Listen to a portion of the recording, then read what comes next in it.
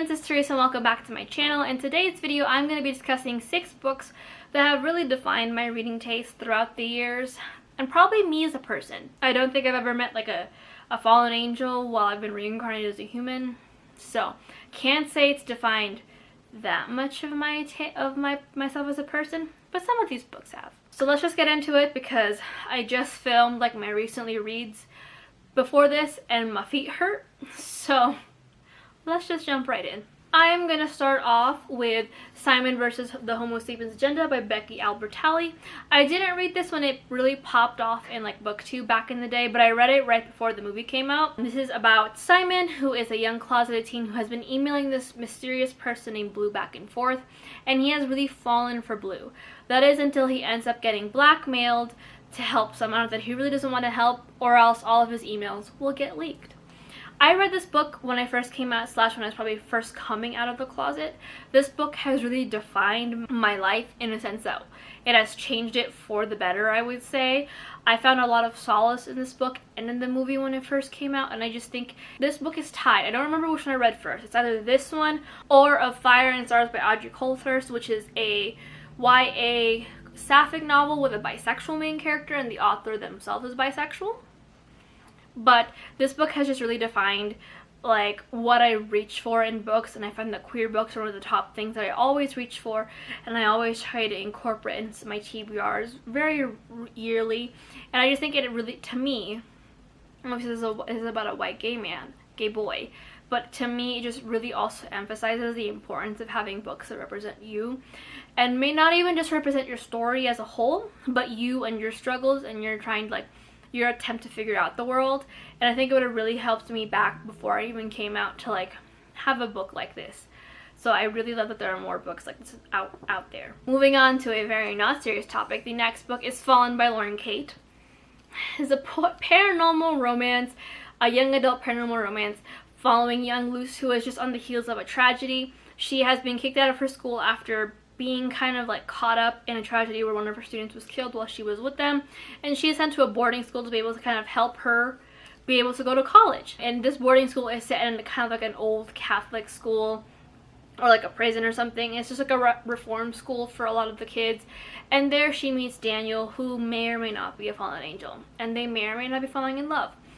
This is probably like on the heels of like the Twilight phase, and I could say Twilight has changed who I am as a person. I don't think I would be much as a voracious reader as I am now had Twilight not come out, but I think what really solidified a lot of my love for paranormal romance probably lies deep in this book, with this cover, this dress, this hair that I still want but I can't really have because I don't straighten my hair that often anymore, and just the vibes of this book are immaculate, and I always find myself yearning. And yes, I use the word yearning for a good paranormal romance that will bring me back to these days where it was all I read and all that I loved, and it was just like the best thing in the world, and times were simpler back then. The next book probably also falls in line with the paranormal romance. Let's be real here.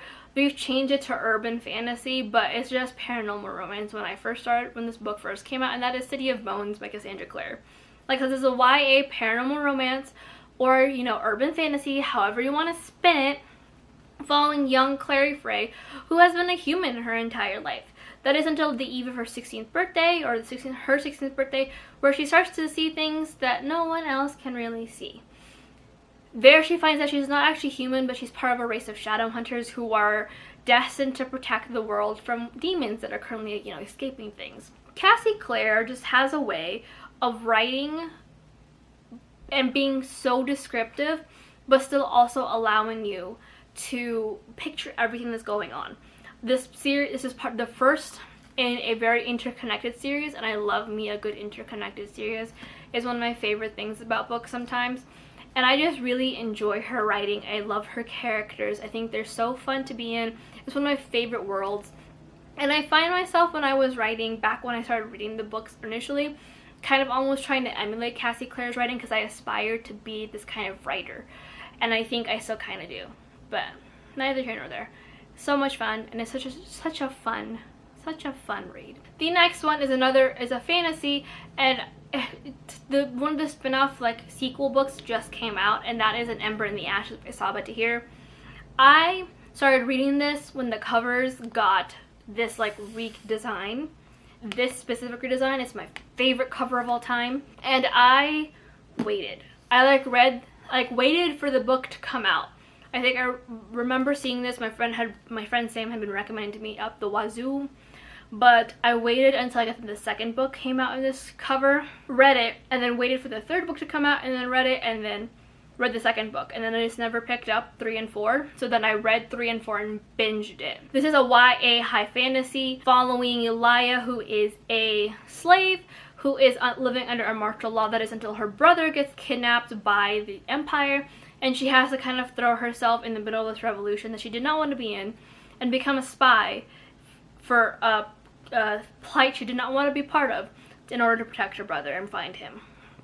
The other character is Elias, who is a soldier. He's been raised to be a soldier his entire life.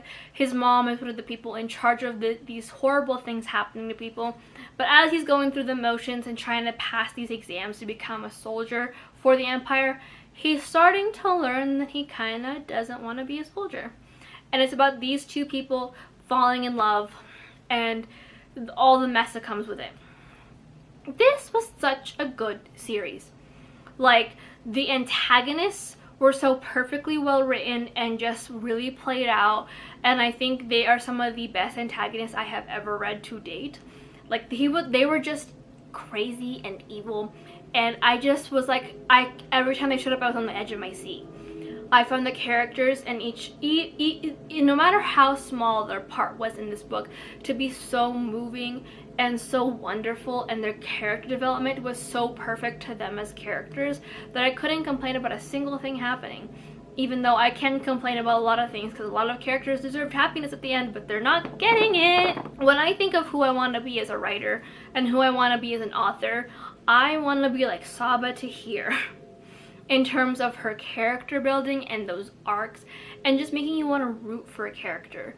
Like, this series, I've never had a series, like, obviously, like, again, I love me a good interconnected series, but this Quartet, I don't think I've ever remembered so much about like individual like scenes from a Quartet ever. Like, I remember it as I always like reread, but I could like probably point out things to you from each book that pop out and have just stayed embedded in my memory.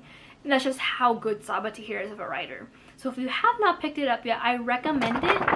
I haven't picked up Air yet. I really want to, but I am in a fantastical reading slump. And by that I mean I'm in the slump for the fantasy genre. So I want to be able to just really enjoy and soak in Air, but I can't. So read the Quartet and then soak up the spin-off for me, because I cannot. The second to last book should come of no surprise, and that is Picture of Dorian Gray by Oscar Wilde. This is the gothic novel following Dorian Gray, who gets his portrait painted and then finds that he's just really upset that his portrait got painted. He is just like, this portrait's gonna stay young forever. I'm gonna grow old and decrepit, and I just don't like that idea. So he ends up basically selling his soul so that way he and the portrait switch places. He will stay young forever and ever and ever, and the portrait will become old and decrepit as he ages and commits all these sins. Fun fact, I read this back in junior year of high school. It was a part of like my AP English AP literature, AP language requirements, literature and language, there we go, AP language requirements. And I picked this because I was just not having a good time with the books I was reading in class. This class was very difficult for me. This was what everyone and their sister called like the class you learn how to write. And it was very difficult for me to learn how to write. And I never mastered the learning of writing essays until I reached college, because it was never really explained to me. But I read this because I needed something, and I thoroughly enjoyed it. I didn't like gothic literature before this. I think I had read Wuthering Heights in my sophomore year and just did not enjoy it. But this book somehow scratched all the right itches in my brain and has continued to do so well into my adulthood. I reread this, I think, toward the end of my college career, my bachelor's, and I loved it again. And I've been loving it ever since.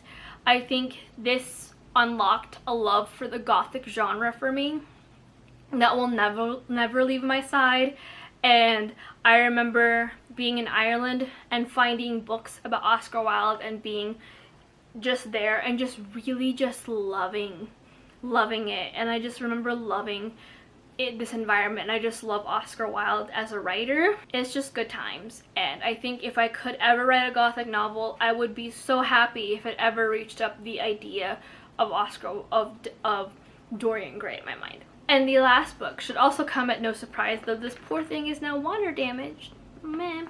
And that is the Song of Achilles by Madeline Miller.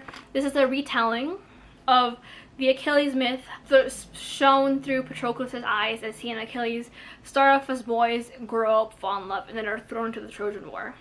I recently reread this back in June and I highly loved it, but it's one of my favorites. I love me a good retelling. I think this one really just spurred my love of retellings back when I had first read it.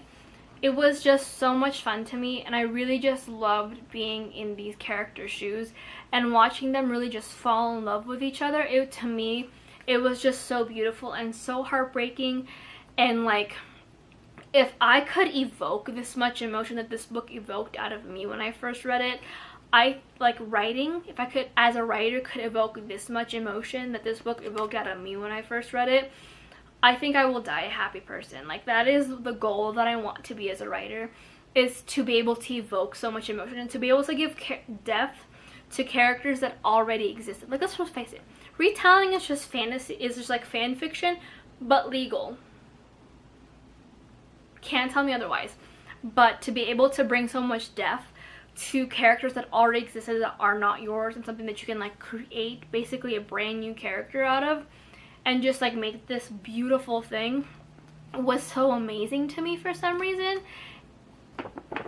It's just so good, and I really want a third copy of this book, of this like cover, and maybe one day I'll find the cover that I really will want and it'll be perfect, it'll be great. But that is it for this video. But if you like this and you want to hear more about like books that have really shaped me as a writer or as a person, let me know in the comments down below. But until next time, hit like, subscribe, and comment, and I'll see you guys in my next video. Bye.